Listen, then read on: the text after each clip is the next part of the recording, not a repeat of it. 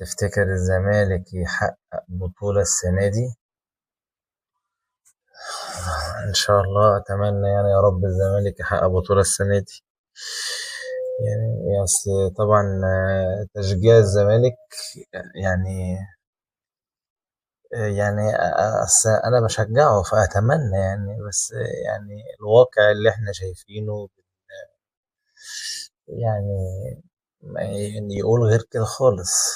بس بتمنى يعني عشان الزمالك عودنا ان في عز ما مثلا يكون في صعوبات في الفريق يقدر يحقق بطولة. يعني بتمنى ان شاء الله، بس يعني هخش في تحدي اقول لك ان شاء الله يحقق بطولة السنة دي ان شاء الله. ماشي. آه، السؤال التاني بقى، هل عمرك شجعت النادي الأهلي في أفريقيا أو في أي بطولة خارجية غير البطولات المحلية أو أي بطولة مش مشارك فيها الزمالك؟ لا بصراحة لا. ما يعني ما عنديش ميول للنادي الأهلي.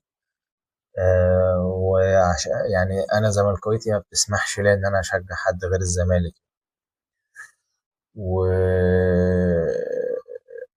ماتشات يعني يعتبر أنا ما بتفرجش على ماتشات الأهلي بصراحة، ما بتفرجش عليها خالص يعني.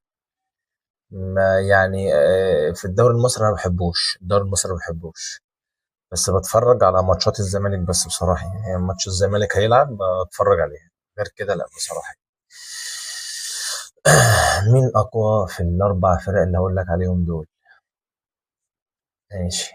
أهلي، زمالك، بيراميدز، سيراميكا.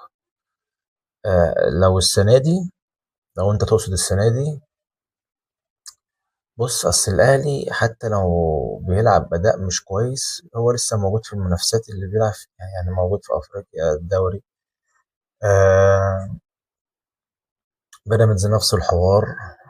سيراميكا ما بيلعبش حاجة غير دوري وكاس يعني. بس يعني هنتكلم على البطولتين اللي هم مثلا لو لما تيجي تتكلم في الأهلي عاوز أفريقيا، ما خدش أفريقيا يبقى عاوز دوري.